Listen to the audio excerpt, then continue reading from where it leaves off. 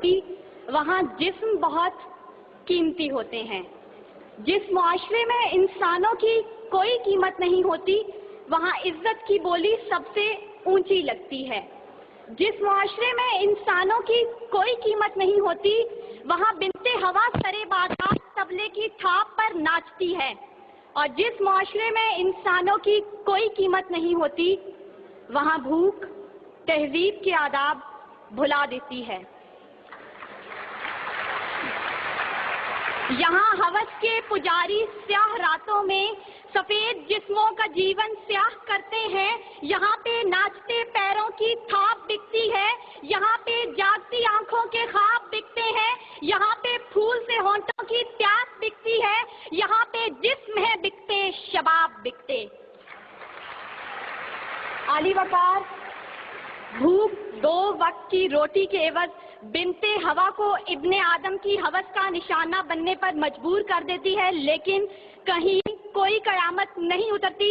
14 سالہ بیرہ اپنی عصمت لٹانے کے بعد جان سے بھی ہاتھ دھو بیٹھتی ہے، لیکن کہیں کوئی قیامت نہیں اترتی۔ تھر کی جلتی ریت پر ننگے پاؤں چلنے والی قوم کا صدر اسلام آباد کی سڑکوں پر مرسیڈیز میں سفر کرتا ہے، لیکن کہیں کوئی قیامت نہیں اترتی۔ بلوچستان کی خشک سالی پر ایئر کنڈیشن کمروں میں منرل واٹر پی پی کر غور کیا جاتا ہے، لیکن کہیں کوئی قیامت نہیں اترتی۔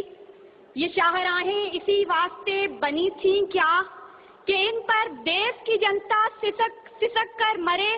زمینیں کیا اسی کارن اناج اگلا تھا کہ نسل آدم و حوا بلک بلک کر مرے؟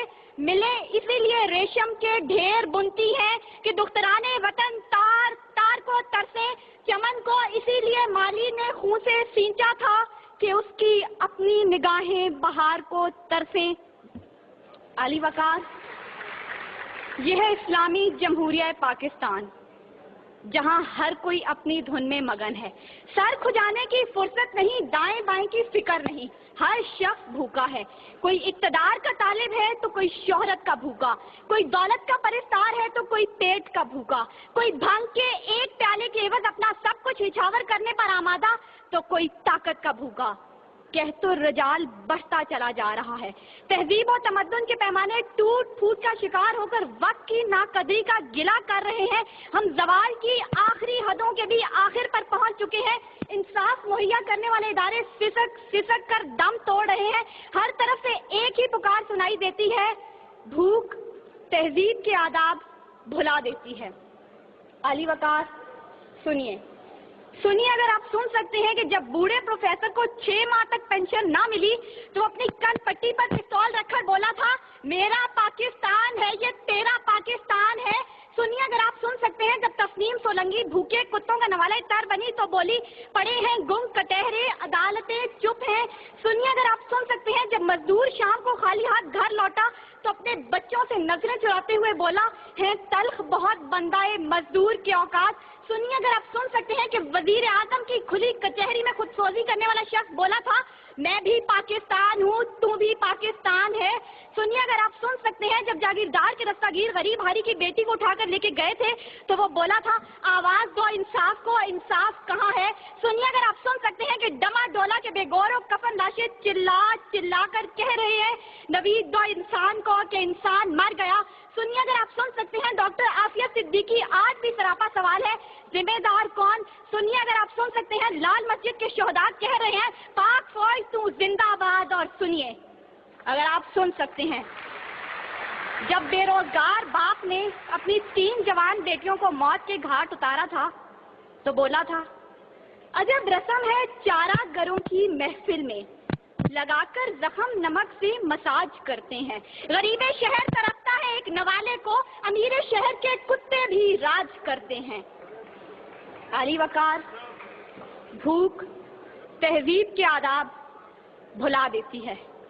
غربت سے مجبور لوگ اپنے بچے بھون کر کھا جاتے ہیں، اپنے گردے اور آنکھیں بیچ ڈالتے ہیں، اپنی 8 سالہ بچیاں دلالوں کے حوالے کر دیتے ہیں، اپنے خاندان کے ساتھ آگ میں کود جاتے ہیں، دریاؤں سمندروں میں چھلانگیں لگا دیتے ہیں، پنکھوں کے ساتھ لٹک جاتے ہیں، ٹرین کی پٹری کے آگے لیٹ جاتے ہیں۔ غربت، ظلم اور مہنگائی سے مجبور لوگ اپنے معصوم بچوں کے گلے کاٹ دیتے ہیں۔ عالی وقار सदारत, विजारत और इमारत के भूखे तहजीबी अक़दार को पामाल कर देते हैं।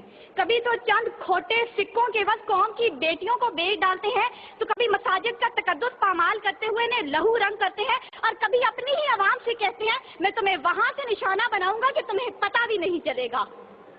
जब लोग ये कहते हैं खुदा देख रहा है, मैं सोचने लगता हूँ क्या देख रहा है।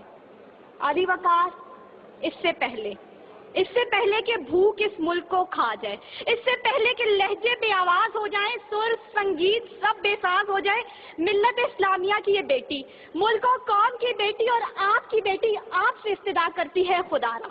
खुदारा उस बूढ़े बाप का सहारा बन जाइए जिसके बेटे ने खुद सोजी की। खुदारा उस औरत के आंसू पहुंच डालिए जिसकी बेटी जागीरदार की हवस का निशाना बनी। और खुदारा उन मासूम बच्चों के सर पर दस्ते शफकत रखिए जिनका बाप पुलिस मुकाबले में मारा गया। इन अशार के साथ ही मौजूए ज़ेरे बहस समेटती हूँ। सितम ज़रीफ़ी वक्त ने कलियों की नज़ाकत को, दिलों की मोहब्बत को इस तरह से मसला है, इस तरह से कुचला है कि जिंदगी अज़ियत है और सांस की भी कीमत है। किसका हाथ है जो खून से रंगा नहीं, किसका गिरेबां है जो गिरफ्त से बचा नहीं। सदाए मौत आती है शहर भर की गलियों से, खून की बू आती है फूलों और कलियों से। शुक्रिया।